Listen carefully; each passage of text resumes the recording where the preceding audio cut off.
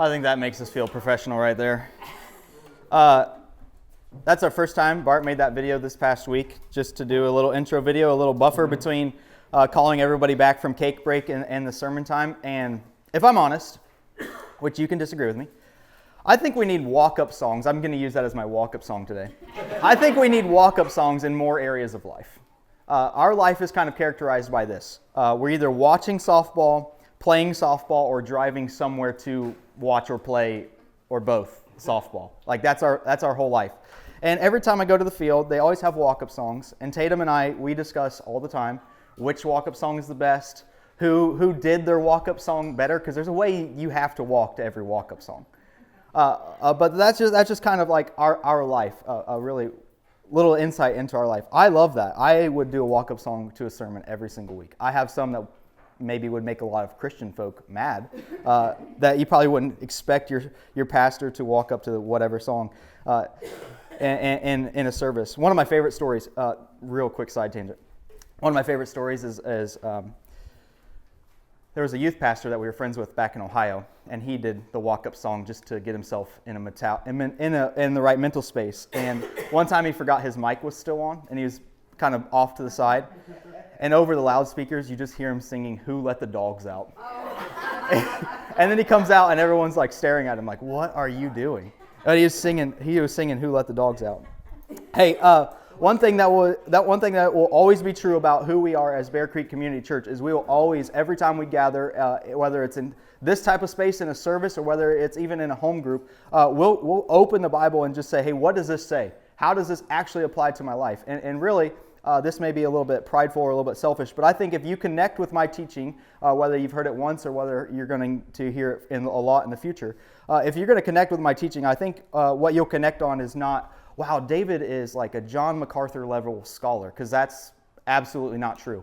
But I think the way you'll connect with me is I just open the Bible and I say, yeah, that kind of hurts. That kind of stung. That poked or prodded or pricked in my heart in a way that maybe you are all feeling. Like it's a Me Too conversation before culture kind of hijacked that and said, but that's just really my heart for when I got into ministry and when I told God, I told God I wasn't going to be a preacher, and then he said, psych, that's on you. You are going to be. But I told him, hey, I just want to talk to real people in real ways about real things we're all going through. And his kind of response back to that, the way I felt it was, I wouldn't ask you to do anything different. So that's just what we're going to do. We're going to open the Bible and say, what does this actually say? How does this actually connect to my life right now? And what do I actually do different? Or what do I actually think, feel, or believe differently about what God just said to me through his word? So that's what we're going to do. We're going to be in Acts 17 this morning. But before we get there, maybe this is true for you, but it's true for me. Have you ever found yourself, maybe, I'll be honest, maybe late at night, standing in front of an open fridge door, just peering in there like, hey, there's something in here, right? Have you ever found yourself like that? Right? Yeah, you're not hungry. You're just standing there, glossy-eyed. The light in the back of the refrigerator is all of a sudden brighter than the sun. You're looking into the fridge. The cold air is blowing on your face, and you're thinking, "Man, I could have that salsa, but I know we don't have any chips to go with it." Or, "I forgot we bought that Greek yogurt, and I bet that's got some color to it. Probably shouldn't eat that." But you're standing there, staring at this fridge, just like looking for something that you really don't know what you're looking for, because you're not really hungry. You're not really sure what sounds good to eat, right? You're just kind of staring there, blank face, staring into the fridge. And really, I think for me, I'm hoping that the fridge tells me what I'm looking for. It never does, but I hope that's the way it looks. And I think if we're honest, life seems to be a lot like staring in the open door of a refrigerator. And what I mean by that is when I'm standing in front of the fridge, usually my conscience or my wife, one of the two, suddenly speaks up to me and just asks me the question, "What are you looking for?" Really, Taylor will ask me that question all the time because she says the item is on the middle shelf on the left-hand side, and it is not there. It's never there. But she'll just ask me, "Hey, what are you looking for?" And in the moment when I'm just blank-faced staring into this empty, well, semi-empty refrigerator, hoping that it will speak to me and tell me what I want to eat, I think that question, what we're looking for, actually gets to something deeper, something that's in all of our hearts, whether we think of it through a silly illustration with a refrigerator or not, but it gets to something that we all feel, something that is deep in our human condition, deep in our hearts, and it's really this. We're all looking for something that brings meaning to our life and rest to our soul. We're all looking for something that brings meaning to our life and rest to our soul. And for some of us, right, that comes through a refrigerator. That's me. But we're all looking for that. We're all looking, hey, what actually brings meaning to my life? What actually brings rest to my soul? And in my daily life, maybe in your daily life, but in my daily life, I feel the effects of that search day in and day out, hour in and hour out, minute after minute. I feel the effects of that. That's why my calendar is so full. That's why I have 2 calendars. I have to use Google Calendar and iCalendar because people schedule things on both, and it's kind of annoying. That's why we all hustle and we put in the extra hours at work, or we pick up a side gig, or we do whatever it is to make a little bit of extra money, so we can buy maybe the thing that we want to have, or we can go on the next vacation that we want to go on, or whatever it is. We're all looking for something that brings meaning to our life and rest to our soul. And in our world, in our culture today, there are so many people out there that would speak out, hey, this is what brings meaning, and this is what brings rest. And really, if we're honest, we could formulate those things and say that the world kind of offers a formula of how to find both. And it says this, that job plus family plus a house plus toys, insert whatever you consider toys. For me, would be like softball equipment and muscle cars or something like that. Plus vacations, plus maybe a church attendance on Sunday because that makes me feel better about all of it, or whatever it may be. That equals meaning and rest. We just get the job, and then we get the family, and then we get the house, and then we get all the stuff that we want in the house, and then we go to church on Sunday. It's like, bam, got it, right? We bake that at 350, boom. We found meaning for our life and rest for our soul. But if we're all honest, that equation never actually equals what we say it actually equals. In fact, if you know anything about the Bible, there's this guy in the Bible, his name's Solomon. And Solomon, still to date, is considered one of the richest men to ever live. He was a king of the nation of Israel back in the Old Testament. He had everything that we could all imagine, plus that to 10 times. Like, he just had everything. But Solomon, he has this book in the Old Testament of your Bible. It's called Ecclesiastes. And in the first chapter of that book, he says, hey, I have set my heart to see if there's anything under the sun that can satisfy the heart of man. And he had all the money in the world, so he was the richest guy. And he was also the wisest guy, because God asked him one time, hey, what do you want? And he said, wisdom. So Solomon, he just chases all the things that the world tells us to chase, far beyond the extent that my finances, or probably your finances, or your time allows for us to chase. So this guy, he goes off to college because he wants to pursue a job. And he goes into his little party phase, right? We've all had a party phase.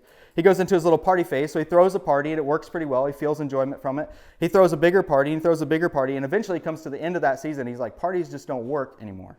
Actually, it's not that fun to wake up after the party the day after. So that's not what's going to bring meaning to my life and rest to my soul. So then he says, well, surely it's got to be pleasure. If partying didn't work, pleasure must work. So he gets one wife, and then this is where the story gets really weird. Then he gets 299 more wives, and then at the end of that, he's like, this didn't work either.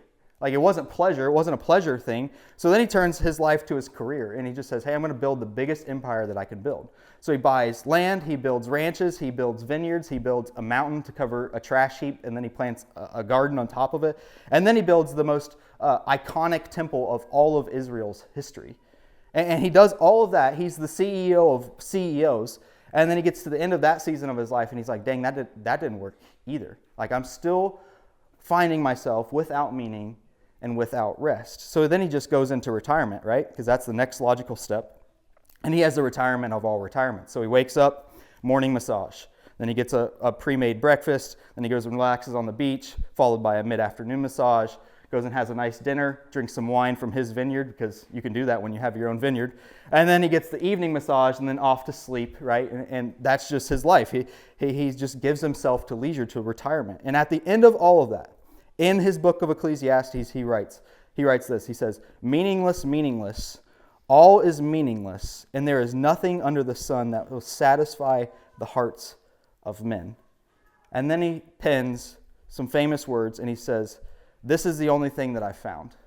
Fear the Lord and keep his commandments."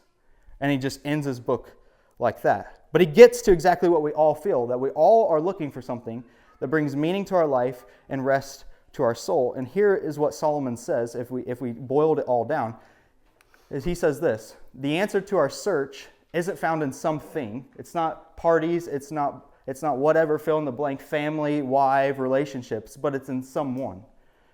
It's not in anything, one thing, but it's in one person. It's not in more stuff. It's not in better circumstances. It's not even in religion or tradition or self-improvement or any of those types of things. The answer to our search is found in someone. All of those things, right, as good as they may seem at the beginning, they all promise rest to one level or another. But if I'm honest, the pursuit of those things leaves me pretty restless. All of those things promise a really good and pleasing purpose, but at the end of chasing those things, I'm burnt out, I'm exhausted, I'm tired. I would even use the words burden and heavy laden. Probably heard those words maybe before. All of those things, they're dead gods, they're lifeless idols, and for some reason, even in my own heart, I continue to chase them like they're going to provide me with something that they cannot ever provide me with. So we're all looking for something that brings meaning to our life and rest to our soul. And the answer to that search is found in someone, not something. So if you have your Bible, turn with me to Acts chapter 17. Acts chapter 17, that's what we're going to pick up this morning. I think it's been officially one full calendar year that we've been walking through the book of Acts now. And so if you haven't been here for one full calendar year, that's okay. We've just been taking this chunk by chunk, sometimes chapter by chapter, and saying, hey, what are some key highlights that Luke, the author of this book, records for us that we could pick up little snippets of and just say, hey, as we plant a new church, what got the early church started? What made it an unstoppable movement of people? Because if you know anything about the book of Acts is really this. It's the first 30 years of history of the early church. Here's how I would describe it to you. If Luke could have a podcast, he would have the number one podcast in the world. Luke was a doctor, the guy who wrote Acts, but he was an incredible interviewer. And he what we know is he was a traveling companion of Paul. And I can imagine it this way, that Luke sat with the right people at the right time and asked the right questions. We would call that podcasting nowadays. They didn't have that back then, so he just wrote it down in a book, or two of them actually. But he just asked the right questions to the right people at the right time and said, hey, how did this thing get started? How did it move forward? What were some things that you faced along the way? What were some of the people like that you came into contact with? And then we're just reading that and say, how do we learn? Because there may be new ways that some of this stuff expresses itself throughout our culture, but it's probably the same stuff. Right? Solomon would write, there's nothing new under the sun. So if you have your Bible, Acts chapter 17, here's what we're going to pick up. Paul is this guy. He's a pretty prominent figure throughout the rest of the book of Acts. Really, Acts chapter 13 through 28 is Luke just telling Paul's story. But Paul, he's been traveling around with some of his friends, going from town to town. And what they're doing is they're just going and simply going to these towns, meeting people, making disciples, and then planting and starting a brand new church. And then he's like, all right, you guys are good? I'm going to the next town. So in this chapter, he's been to 3 places so far. He's been to this place called Thessalonica. If you've ever heard of the book called Thessalonians, you've heard of Thessalonica, okay? He's been to this place called Berea. There's another town. And now we're going to pick up the story where he finds himself in this town called Athens. And here's what it says. We're going to start in verse 16. So Acts chapter 17, verse 16. It says, now while Paul was waiting for them in Athens. Let's pause. Who's Paul waiting for? Paul somehow got kicked out of Berea faster than his traveling companions, Silas and Timothy.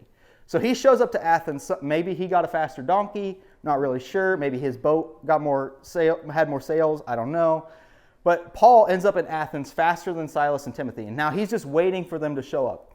And then it says this. His spirit was provoked within him as he saw that the city was full of idols. So he reasoned in the synagogue with the Jews, which was Paul's primary approach. He would show up to a town. He would go to the synagogue where the Jewish people would worship. And he would reason and talk to them about Jesus and explain to them who Jesus was. And if that wouldn't work, then he would go out somewhere else. So then he does that, right? He goes to the synagogues with the Jews and the devout persons, and then he goes to the marketplace. He just shows up at H-E-B because they have fresh brisket on the board, right? He shows up and he says, all right, there's brisket here. People are going to be wanting to talk to me. I'm just going to talk with them. So he does that, and he does that every day with those who happened to be there. So anyone who would listen, Paul's just reasoning with them. Now, reasoning is different than, like, we think of reasoning in a lot of different ways. But this style of reasoning, Paul's just asking them questions about their life and then reshaping their opinions. And that's what we're going to see throughout the rest of this chapter. Is Paul's going to ask them a question, or he's going to talk to them about something that they feel or that they sense or that they believe, and then he's just not going to smash their thoughts. He's just going to slowly reshape them to get them to a place that he wants to get them. So then he goes on. And he says, some of the Epicurean and Stoic philosophers also conversed with him. Now we're going to pause again. Sorry, this is just how I read, so you're just going to have to buckle up for the ride.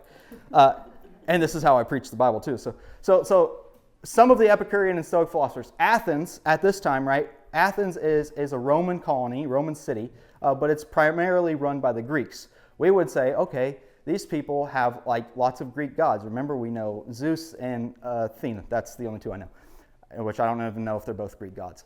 But Greek or the Greeks or the Athenians at this time, they were the drivers in philosophy. This was a town full of this was like Cambridge University at the time. Like, this is the smartest of the smart people, the people who have the most intelligent thoughts or the most unique ideas about how to go about the life that they're currently living. And there's two groups. So there's these Epicureans.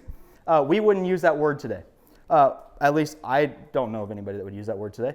I haven't gone around and say, oh, that person's an Epicurean. But here's what those people that believed. Those people were the always lead to God people. That's what they believed.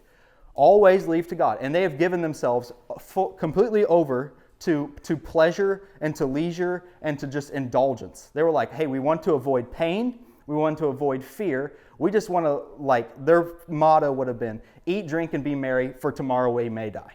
Like, that's their philosophy, okay? Then you have the Stoics, which we still kind of use the Stoic word today, right? But you have these Stoics. These are just these really hardened people who have said, hey, we want to create a virtue of resilience. Like, we want to be really hardened. Now, what's unique about both of them is both of them have the chief end of their way of thinking is the pursuit of happiness, right? They're like, okay, the chief end of life is to just be happy. And both of them had unique ways of getting there. One, the absence of fear. Others, the resilience, hey, how can we create a virtue of resilience to just push through? The Epicureans were people who were like, yeah, there's probably a lot of gods, and they probably all lead to the same place, right? The Stoics were people that said, hey, God's in everything. So God's in the temple, and God's in the sun, and God's in the moon, and in the stars, and in the dog, and in all the places, right? God's just everywhere, okay? But both of them would believe, hey, we can't know him.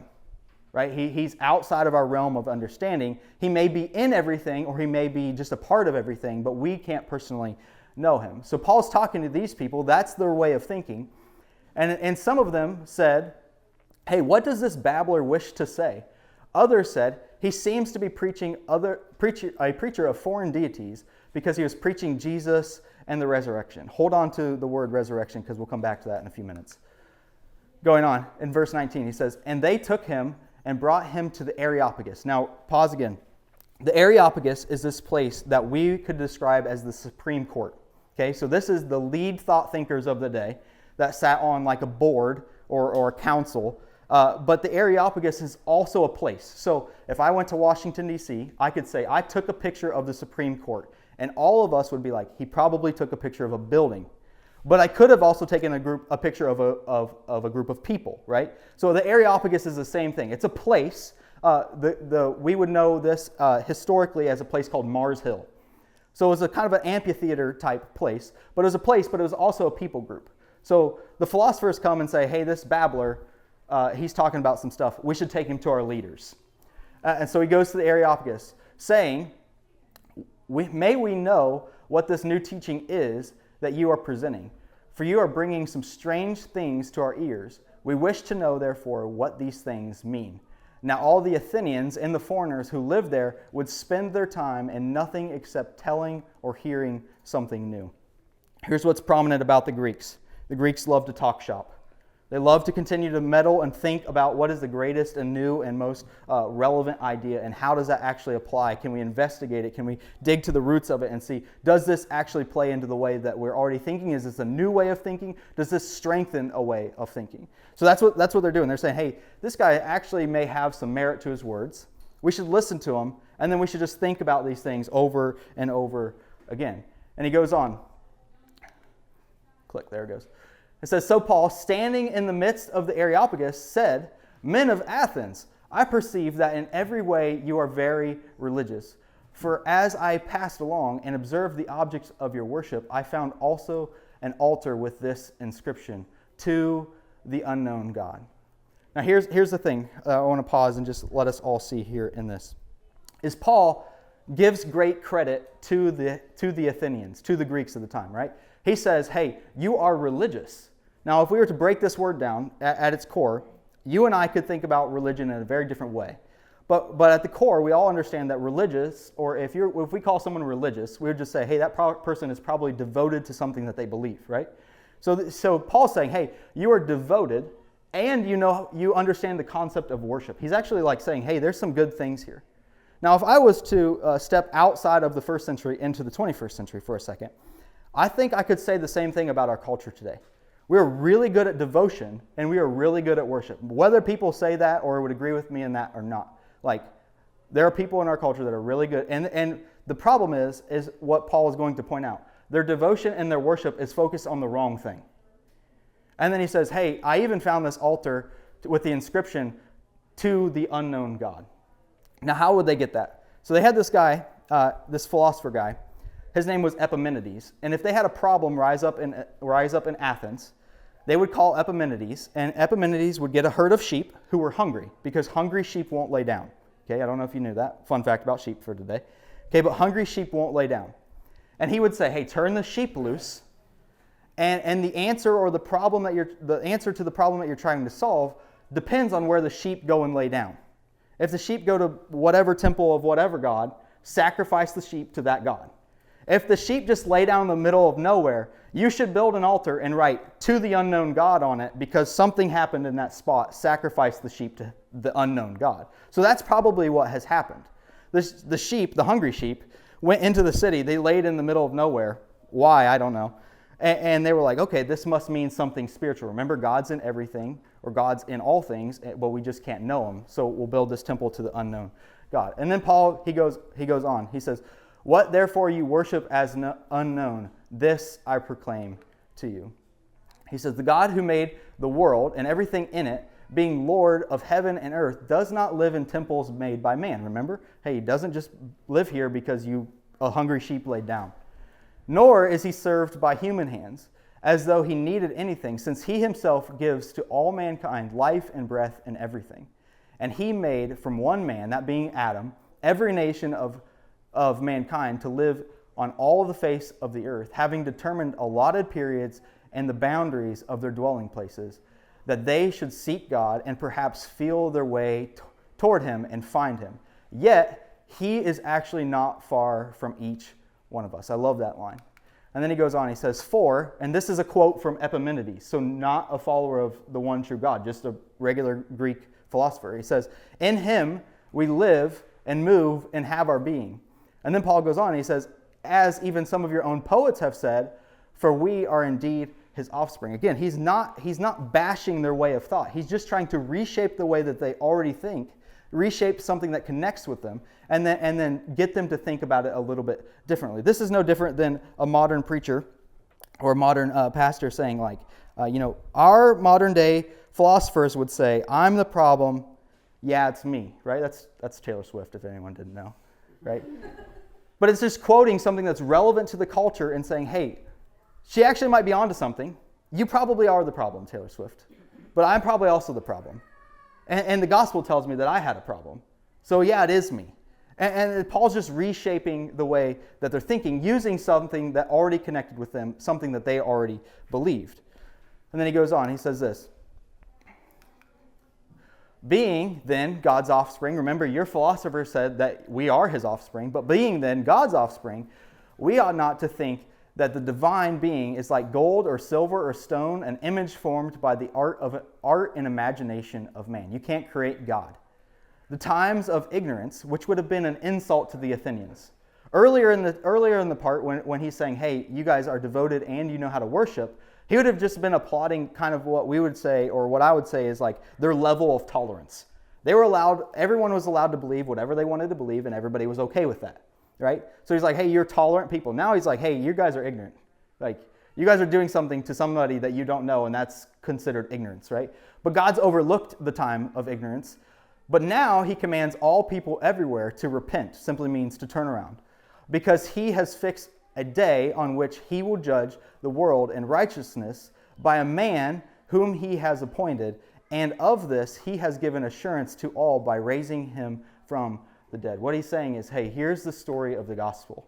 That you had a problem, that God stepped into your problem and made a solution.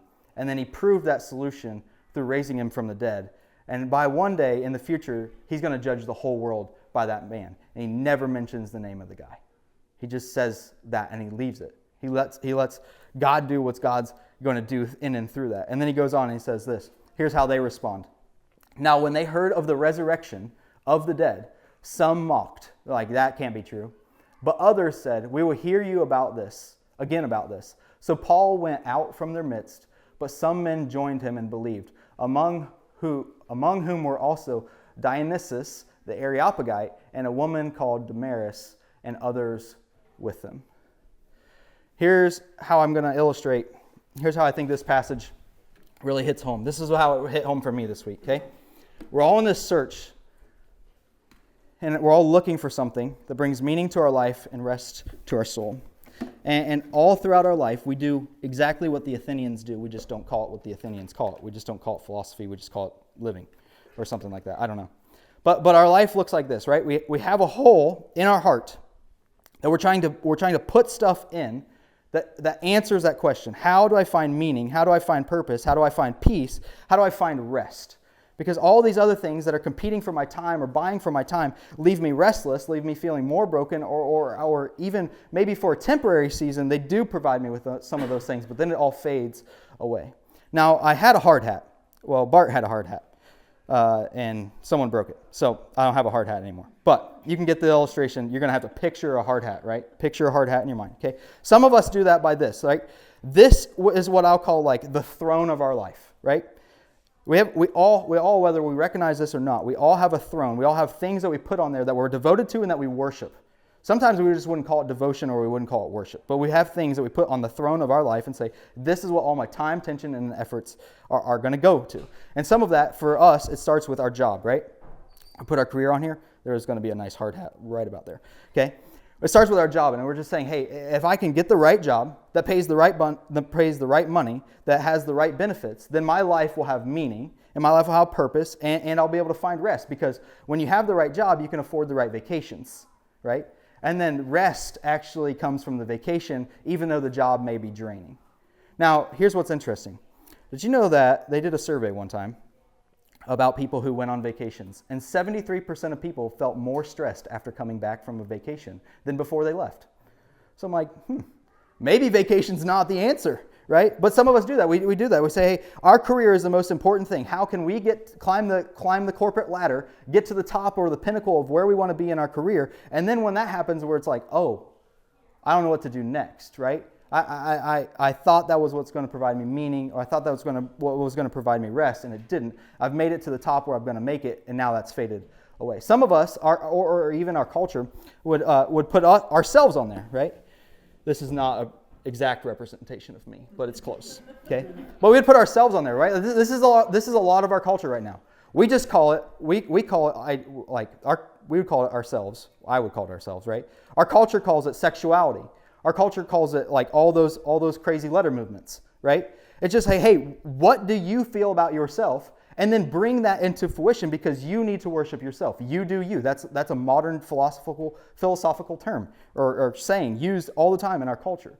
Just worship yourself. Be devoted to yourself. Figure out who you are, where you want to go, how you want to get there, what you actually feel, and then bring you the rest of your life into reality around that. Some of us, it's this, right? We all know this little package, right? Shows up at your house. way too often, right? But some of it's this, hey, okay, we have the job. We've maybe identified some things about ourselves, but really we're just in this for the materialism, right? We want, my materials don't fit in there. We want new cars. We want fast cars. We want more car parts. I guess car parts fit in there.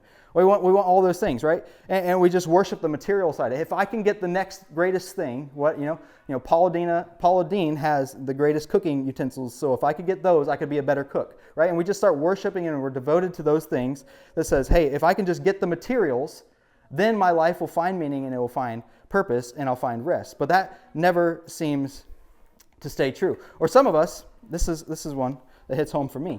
Some of us, it's this. If I can just get the family right, that's going to fall and my wife's going to be mad. If I can just get the family dynamic right, then my life will be full. I'll have meaning. I'll have purpose. I'll have rest, right? Because kids bring rest. Not true. But that's how, and maybe it's not kids. Maybe it's not a spouse. Maybe it's just friendships. But we devote ourselves and we worship relationships. If I can get the right people around me, they will speak the right things into me, right? This goes back to our modern day culture, right? You worship you and find the right people who agree with everything that you want to be true about you.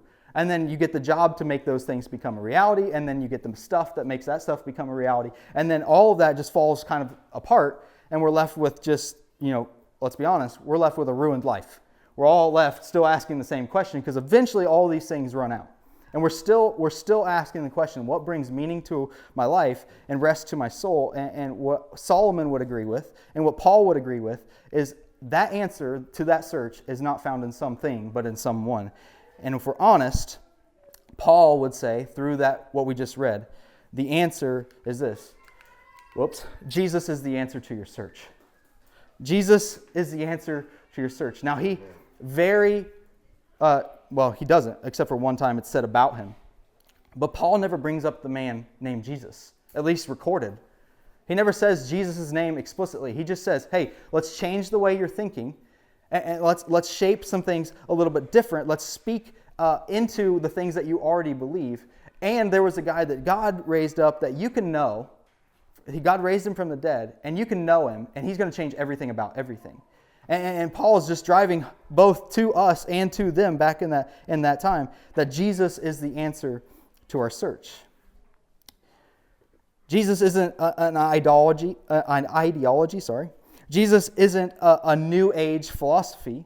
He isn't a religion or a thought process. He isn't a thought concept or a figure of our imagination. Jesus is God. He's a person. He's a being, and he's fully able to be known. And Paul is saying, if you want your life to have meaning, right? If you want your life to have your soul to find rest, then you have to consider Jesus. That's all he's asking these people to do. That's why he's reasoning with them. He's not demanding that they get converted to Jesus and move on about their life. He's reasoning with them. Hey, here's your valid argument. Here's my valid argument. And he comes to the end of all of it, and he just says, hey, this is what God desires. God desires that every person everywhere, now maybe we could be honest, and we all find ourselves in the every person everywhere category, but God desires that all of you would return. And then most of the crowd just says, this guy is insane. And they just walk away. And Paul is not fazed by one bit because he did what he came there to do. He shared Jesus with people, and the people that God was stirring in their heart accepted and moved with Paul. They came to a new way of thinking. So Jesus is the answer to our search. Now what I want to do, just for a few minutes, is I want to look back and say, what was it that got Paul to the response that Paul got? Like what did he say? What did he spark in these people that pricked their heart, that caused them to want to listen in, to hear what he had to say? Now, if you remember, Paul starts, right? He goes into the city. He sees the city is full of idols. And then he starts talking to these people, some in the synagogue, some in the marketplace. And what do they say about him? They're like, this guy's a babbler. Now, here's where this sticks out in my mind. How do you go from calling a guy a babbler, telling other people that he's preaching foreign divinities, and then be like, come to our leaders? Well, that's what he does. Like, that's what they do. That's the progression. He's a babbler. He's preaching foreign divinities. Yeah, come talk to the people who actually make decisions around here. Like, it doesn't make any sense to me. But if we think back to it, what was Paul's message? Paul's message was this. It says it in verse 18.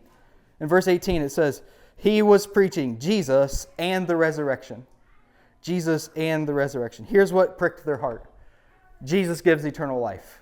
They heard resurrection and they instantly knew life after death, which pricked their heart for one reason. Both the Stoics and the Epicureans had no answer to what happens when we die. And they heard Paul say, hey, Jesus died and then got up from death. And they were like, that's interesting, because that's the only question we haven't been able to figure out how to solve yet. And so they bring him to the leaders and they say, hey, tell us more, because this is curious. We're curious about this, right? We still hear this question all the time in our culture, right? We still hear this question all the time. What happens when I die? Where do I go when I die? What happens next after this life is over? What's the answer? Those are the questions that we're still facing. And Paul shows up and he says simply, Jesus lived, Jesus died, Jesus rose again. And the whole city is like, okay, that's something to listen into. That's an idea we want to kick around. That's something that we haven't been able to figure out how to answer. If you know Jeff Bezos, all of us do, right? We all know Jeff Bezos. Okay, right? He's the guy that delivers these little packages to our house. Well, not him personally, but you get it. Jeff Bezos, he retired from Amazon in 2020. I don't know if you guys knew that, but fun fact today. Jeff Bezos, he retired as the richest man in the world, and as part of his farewell from Amazon, he wrote an email that would go to all the shareholders of Amazon. And in that letter, he nodded his head to the work that he was going to pursue in retirement. And here's what he says. He quotes in that letter several times, he quotes this guy by the name of Richard Dawkins, which Richard Dawkins, this is all you simply need to know about him. He is one of the most outspoken atheists of our culture, in our culture. He wrote a book called The God Delusion, and he's very prominent in the space of trying to dismantle Christianity, and he's very outspoken about it. But Jeff Bezos quotes Richard Dawkins in this email, and he says this. This is a quote from Richard Dawkins. It was in Bezos' email. Staving off death is a thing that you have to work at. If living things don't actively work to prevent it, they will eventually merge with their surroundings and cease to exist as autonomous beings. This is what happens when you die. Jeff Bezos retires from Amazon, and this is the trajectory of his life. He takes millions upon millions of his dollars, and he invests them into this company that has a sole goal of finding out or searching for eternal life. That is what he's spending his retirement doing, is investing in and fueling and funding this company that has the goal of figuring out how do we live forever. That's their whole goal. And this isn't some you can get online and research this. This isn't some clickbait headline. This is a real email. This isn't some age-defying beauty treatment. But Jeff Bezos has been on record to say his goal in life now is to be the oldest living human. Which, if the Bible is true, and I believe it is, he has to live to be 970 years old, because Methuselah was 969. So he's got a few, because he's only like 68 or something now. He's got a few years ahead of him, right? But this is what he's actively trying to figure out. How do I live forever? And he spent millions upon millions upon millions of dollars seeking that answer. And all he had to do was call me. And I could have told him for like thousands, like fractions of the cost. Like for thousands of dollars, I would have told him the answer. All he had to do, right? He started this little startup company in his garage that exploded into a thing that literally sells everything. And most of it you can get probably within 24 hours to your doorstep, right? He's a smart dude. All he had to do was get on Google and type in the question, how do I live forever? And he probably would have come up with a Google response that said something like this. Right? This is the most popular Bible verse in all of the world. And it just is simply John 3:16, that for God so loved the world that he gave his only son, that whoever believes in him, whoever believes in Jesus, should not perish but have eternal life. You want to know the secret to not dying, to living forever? It's believing in Jesus. That's all Bezos had to do. And he's spending millions of dollars to try to figure out this answer. The Epicureans and the Stoics were trying to figure out the answer of this question. How do we live forever? We have no response to death. And Paul shows up and he says, Jesus lived, Jesus died, and Jesus got up from the grave. And Jesus gives eternal life. You want to know how you can live forever? Look at Jesus. He's the answer to your search. The second thing that Paul says that really strikes these people is this. Jesus can be known. Jesus can be known. Now, what was inscribed on that altar that Paul found that said, in our Bibles it says it in English, thank goodness, right? It says in English, to the unknown God. What it would have said in the Greek is agnos theos, which means an unknowable God, right? Simple, right? It's where we get the modern word agnostic, right? The fastest growing, I'll say, quote unquote, religion in America, according to multiple surveys, is the religion of agnosticism. People way smarter than me call these people the nuns, not like nuns with a funny dress, but like the N-O-N-E-S. These are people that have no religious affiliation. They would say, hey, we believe there's a God, we believe there's a higher power, we're spiritual, but we're not religious. We believe that there may be a creator, but there may be a God, but we cannot know him. That's the fastest growing group of people in our country today. It's people that say, hey, there's something out there, we have no idea how to find him, we have no idea how to know him. And this was the very struggle that was in Athens, right? Paul gets to them, he says, hey, the city is full of idols. You guys understand religion, right? You understand how to be devoted to something, and you're actually pretty good at worshiping it. Like, he nods their head to them in that. And then he says, but you're ignorant. You're worshiping something that is fully able to be known, and you just keep calling him the unknown God. Paul turns, he sees this altar. This is how I picture this in my mind, right? He sees this altar, says the inscription, has the inscription, to the unknown God. And Paul turns into Buddy the Elf, right? Where he sees Santa. He's like, I know him! And he's like, and you can too, right? He's fully able to be known. And Paul goes into this explanation and he tells them exactly who this unknown God that they're worshiping is.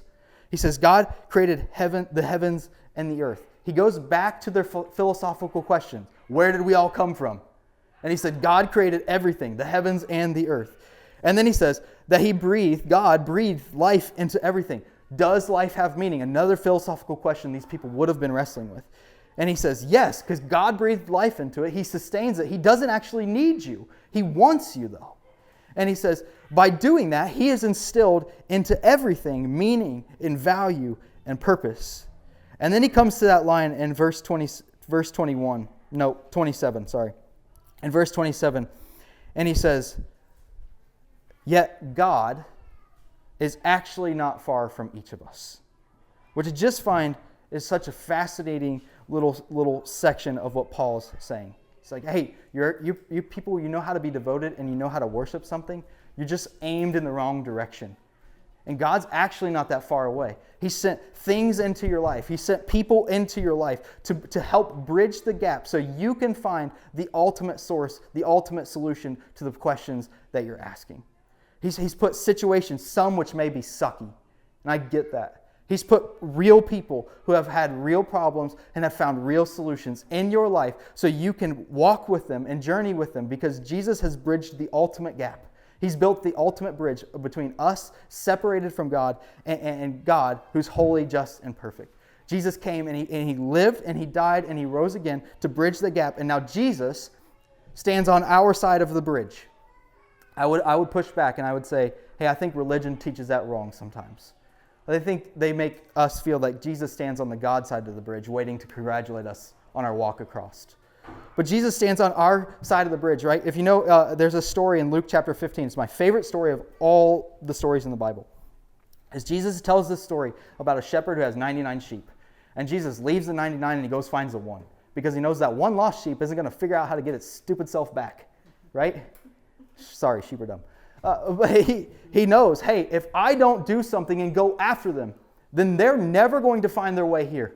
They're never going to find the bridge that they can cross so they can be in right relationship with God. So I'm going to send people around them. I'm going to send circumstances into their life, some of which suck, but all of which are wooing us back to a knowable God. And that's what Paul is trying to illustrate. He's saying, hey, the God that you're worshiping as unknown is completely knowable. And he's really not that far away from you. You understand a few things. Now let's reshape your thoughts so you actually put your devotion and your worship towards the right thing. And the answer to our search, even still today, in the 20 centuries later, is Jesus. He's the only way we can find meaning to our life and rest to our souls. And he did everything so that we can know him because he wants to be fully known by us. Paul finishes the chapter and he says, God overlooked the time of ignorance. What that simply means is God didn't hold you to know what you didn't know. right? And if you're here, I think God has more grace than all of us can imagine. So he's not going to hold you to like, well, David told you, but he may. I don't know. But he goes on and he says, now God commands. Now, I really struggled with that word command because it seems pretty domineering. It seems pretty forceful, right?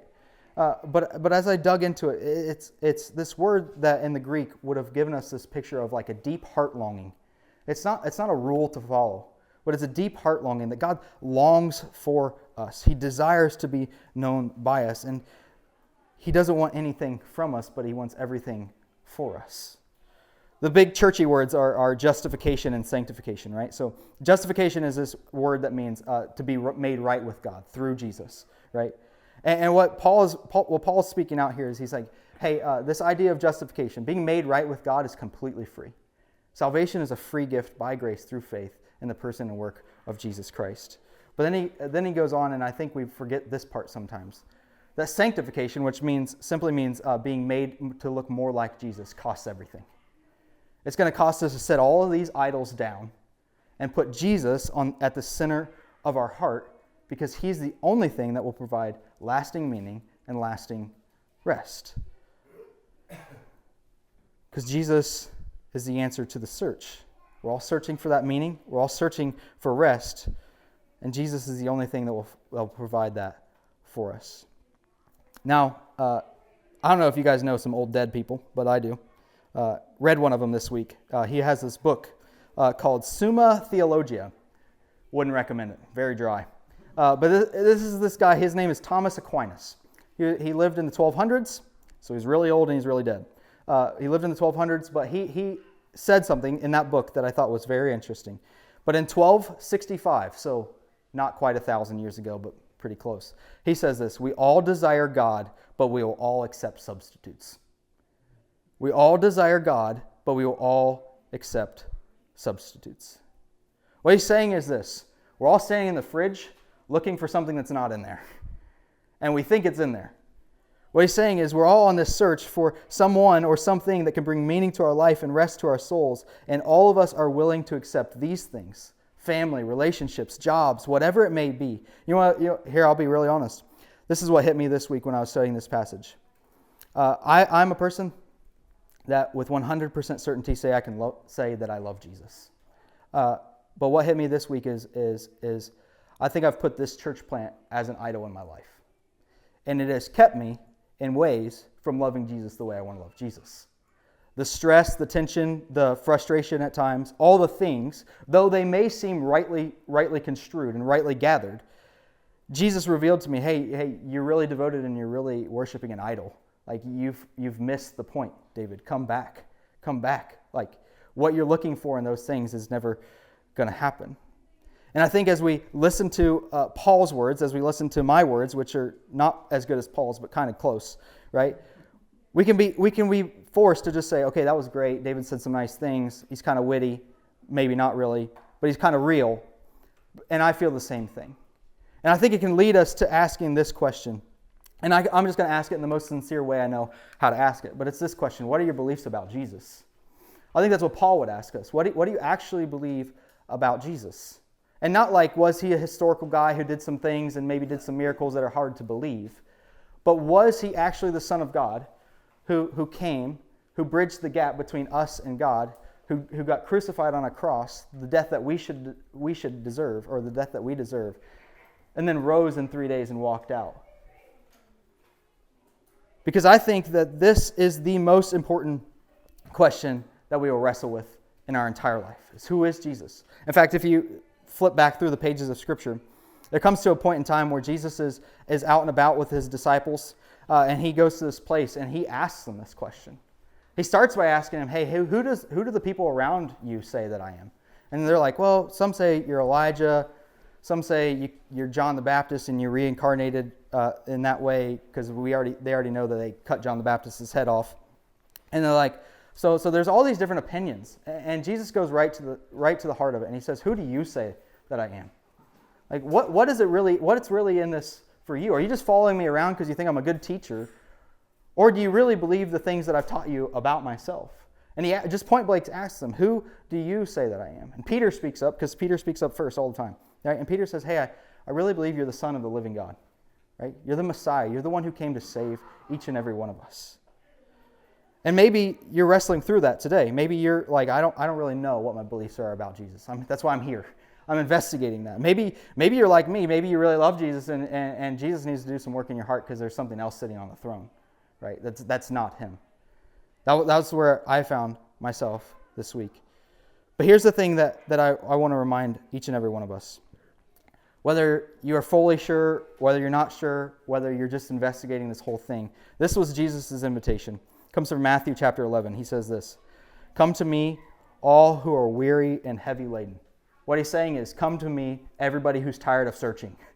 Because all that stuff is tiresome, it's draining, it'll leave you burned out and unsatisfied.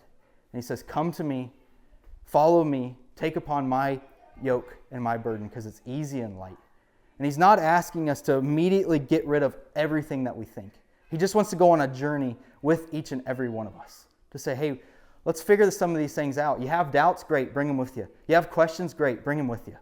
Like, I just want you to be in a relationship with me, because I can be fully known and I'm the answer to everything you're searching for. So that's my question this morning. What do you believe about Jesus? And what I want to do is something that's not always normal of me, but I want to just give us a few minutes, really a minute, because I've already gone way long.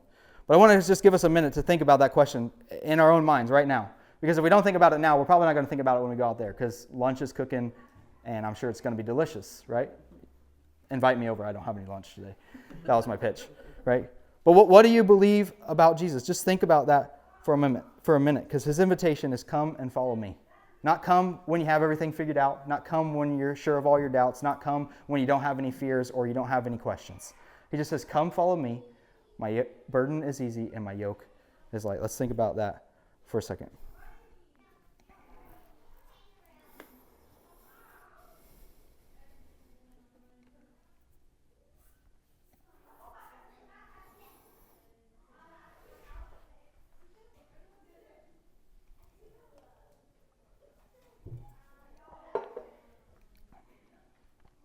Now here's the next step. The next step is this. I think if you have questions and you don't ask somebody, I'm going to be honest, I think you're a fool. I think you've missed the point. The people that followed Paul after he asked them these questions and talked to them about this, I'm pretty sure they had questions along the way. Paul, what did you mean when you said? How do you navigate this? This is what I've been told my whole life. You're telling me something different. How do I reconcile those two things? So as we go from here, here's your challenge this week. If you have questions, find someone you can ask the questions to. And if that is simply, hey, I need to just ask some questions of Jesus, he's really big. I forget that sometimes. And he can really handle your questions. So ask him those questions. Let's pray. Lord, I am forever grateful that you saw and still see the pig pen, the mess of my life. And you want everything for me and not anything from me, but you're willing to step into that with me, to navigate the questions that I have, to help me wrestle through some doubts that I may have along the way. And you want that for each and every one of us. That's why you came and did what you did. That's why your invitation was so simple, and is so simple, just to come follow me. To don't be worried about the doubts. Don't be worried about cleaning yourself up. Don't be worried about any of that. Just come and follow me. I'm going to teach you a whole new way of living, a way that brings true rest, a way that has true meaning, a way that you will experience true peace and true joy. So Lord, I just thank you so much for that. Lord, I know that sometimes I talk a lot, and that's perfectly okay sometimes in my mind. But I know that you don't let these words hit the ground empty. Lord, continue to stir in our own hearts, continue to help us go from this place to ask real questions with real people, or maybe just talk to a real Jesus. Maybe for the first time, maybe for the thousandth time, maybe with questions we've never asked before. Lord, just meet us in these places and in these spaces. Lord, I love you, and I pray all this in your name. Amen.